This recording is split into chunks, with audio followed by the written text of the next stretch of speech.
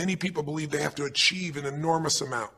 They may do it in different ways. They may do it by building a company and taking it public when they're 27 or 25 years old, or they find and create a new technology, or they become a very special doctor. But we live in a culture in the West that teaches people that you're not enough unless you do something really special and unique, and we define special and unique in interesting ways.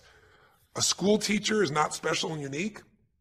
A mother who stays home with her children day and night, sculpting their minds, their bodies, their souls, and their future is not special. We live in a world today where we treat teachers like they're nobody and pay them accordingly, and we wonder why our children seem to have challenges in learning and growing or being engaged in school. When we spend thousands of dollars on some item like a computer, but what we look at overall, we invest in for the teacher and for that person who's the personal connection with them is so small. We live in a society where many women look down and say, well, you're just a housewife, you're just a mother.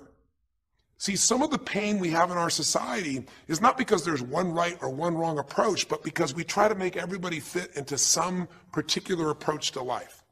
Here's what's going to make you happy or make you unhappy in life. It's real simple. Let's do a quick test. If you're in a situation right now where you look at your life, I know there's an area of your life that you probably feel pretty darn good about. Even if you're not happy with your finances, I bet you feel damn good close to your kids. Or if you're not close to your kids, maybe you don't have any kids, maybe you feel really good about your career. If you're doing not so good in your career, maybe you got a really great body that you trimmed down or strengthened up, or you really shaped yourself the way you want, muscularly, or in the way you look. Or if that's not happening, maybe you feel a really special connection with God, or really close to your mother or father or your family, whatever. Almost everybody has an area of their life they feel really good about if they're honest, and if they're fair to themselves. What's an area of your life you really feel happy about? I want you to think about it for a moment, truthfully. What's an area in your life today that if you wanted to be happy about it, you really could feel proud about it? You could feel like it's an area you're doing darn well in.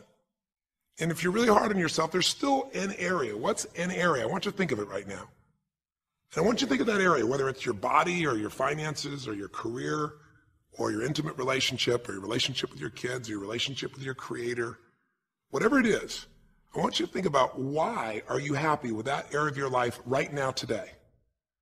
Why are you happy with that area of your life right now today? Really think about it. If you were in a seminar with me, I'd have you write this down. And if you can put me on hold here for a second, because I'd like to reveal to you what the formula is for happiness. And if I say there's a formula for happiness and here's what it is, you're going to go, yeah, sure, that's what he says. But if you put down the answer and we can see the formula is real without me telling you what it is, you get to look at your own life and say it matches. You're going to know this is right. So you could stop this right now if you want, put me on hold, and just write down what's an area of your life you're really, really happy about, you're really pleased with, or you could be if you wanted to focus on it. And why are you happy with that part of your life right now? Even if you're not happy with everything, what's the area you're happy with and why? Put me on hold right now, or if you're not going to do that, just think for a moment. Why? Specifically, be real. Why? Now, when I ask this, if you turn me back on now, if I ask this of an audience, I'll have people write this down for a few minutes, and I'll call on people, and I'll say, share with the person next to you first. What are you happy about, and why are you happy in that area? And be specific. And after they share, I'll have people stand up. I'll call on a variety of people, and I say, ma'am, tell me, what are you happy about? And she'll say, well, honestly, I'm really happy with my body. She goes, I never thought I'd say that, but I used to be so unhappy with it. And, I did some things. I pushed myself through, and now I exercise regularly. And, I'm not perfect, but I feel fit. I feel strong. I feel energetic.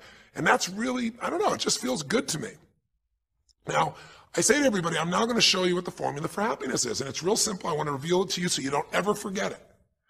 Whenever you're happy with an area of your life, it's because right now, your current life experience, I call it your LC, your life conditions, the conditions of your life conditions in that area match or equal to your blueprint, your story, your belief about how life should be in that area.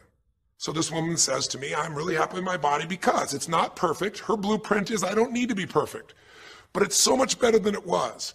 I'm fit and I'm strong and I have this energy. Her mental blueprint says I should be fit, strong, and have energy. I don't need to be perfect, but I should be that way. Well, when my life, my body matches how I think it should be, I feel good about my life. I'll ask somebody else. I'll say, tell me an area you're happy with. Someone else will say, well, I'm really happy with my career. And why? Well, I'm doing better than I even thought I would be. I mean, I'm ahead of the schedule of where I hoped I'd be at this stage. I'm working at this level in this company, and I have these skills and this ability, and it's even better than I thought.